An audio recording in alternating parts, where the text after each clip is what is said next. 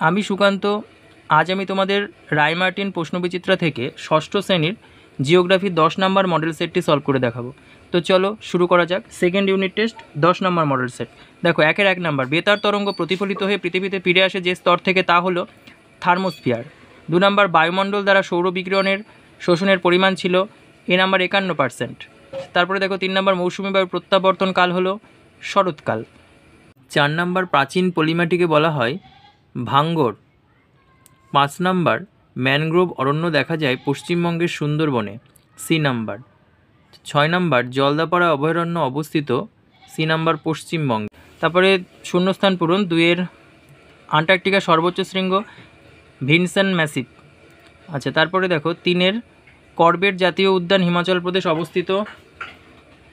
এটা হবে অশুদ্ধ, এটা হবে উত্তরাখণ্ডে, শুদ্ধ হবে উত্তরাখণ্ডে। 4 রেসার পিন তৈরি হয় কোন গাছ থেকে? সর্পগন্ধা।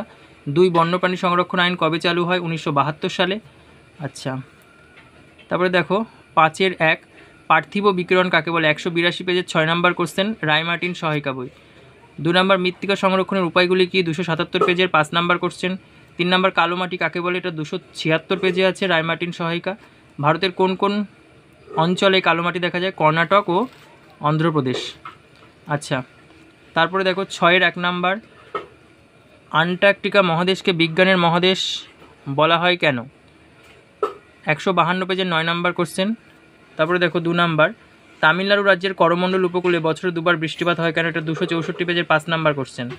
3 নম্বর, মৌসুমী বায়ুর বৈশিষ্ট্যগুলি আলোচনা করা, 262 পেজের 5 নম্বর কোশ্চেন।